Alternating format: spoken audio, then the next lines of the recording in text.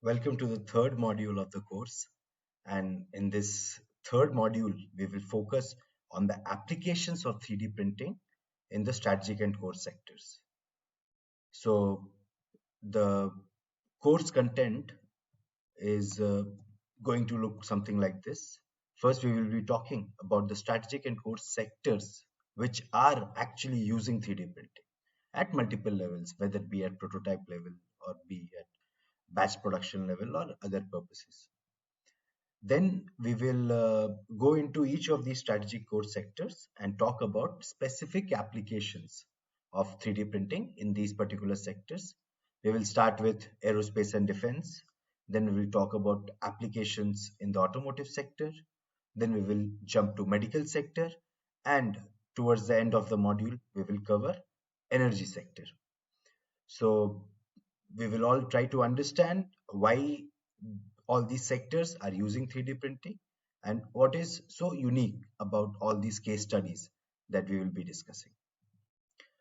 So first, let's start with the defining those particular strategic and core sectors of the manufacturing industry where 3D printing has been adopted at a faster rate when compared to the other strategic and core sectors. So, what are these uh, sectors that we are talking about? The so-called strategic and core sectors. The first one is aerospace. Now, in aerospace, there are multiple reasons why additive manufacturing is being used, but the primary one is lightweighting.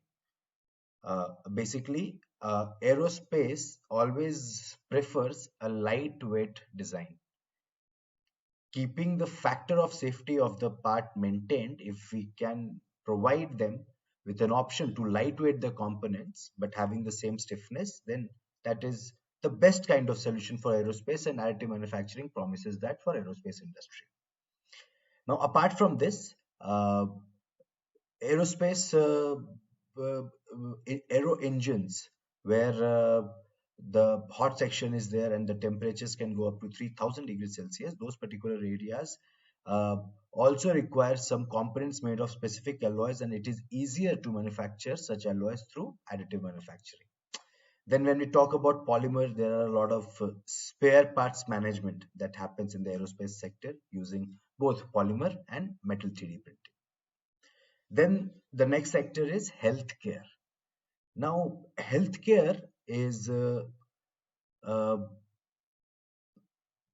primary reason why healthcare is using additive manufacturing is the turnaround time, because time is a very critical factor in the healthcare industry, and thus the healthcare industry uses additive manufacturing for manufacturing surgical tools, which helps them in the surgeries, and to manufacture actual implants which go inside the human bodies, and then prosthetics, medical equipments. There are multiple components of medical equipments which are better if we produce through additive manufacturing. Depends from one case to another. Now, automotive is primarily using right now additive manufacturing for prototyping, because at the mass production level, the volume of automotive components are so high that it doesn't suit them uh, when it comes to the cost and time both.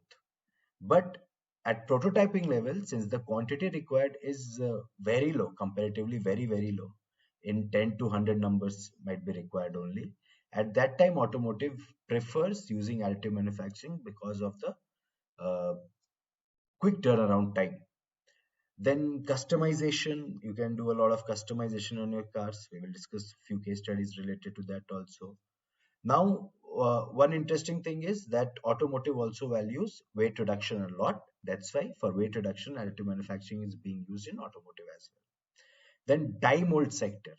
Now, when you have to make number of components like 1 lakh components, 2 lakh components, then you cannot make the end part through 3D printing because the volume is not suitable.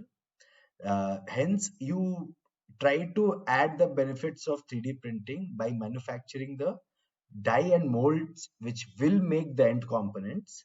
Those die and molds are made through 3D printing.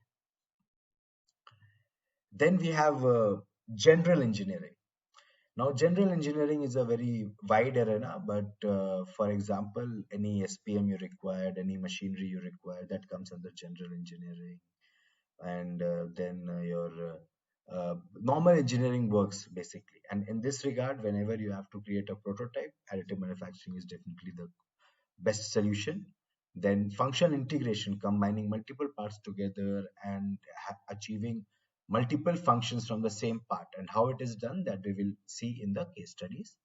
Then spare parts management. Now, there are certain general engineering areas where the quantity is very less and it is basically depending on the demand. For example, SPMs.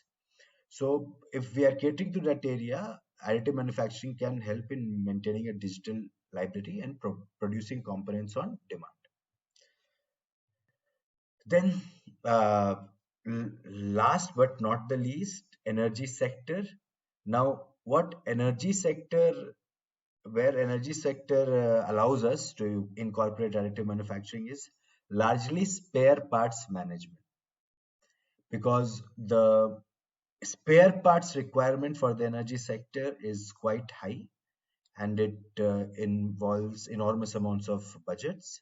So having localized solutions through which you can produce the spare parts on demand whenever required helps the energy sector a lot. And one more reason, that downtime is very critical for energy sector. They cannot afford downtime. We will discuss these things about downtime and all. Yeah. So that was about the strategic and core sectors using additive manufacturing and why. Now we will deep dive into each one of them and their applications and try to understand from one case to another the benefits of additive manufacturing in the upcoming sections of this module. Thank you.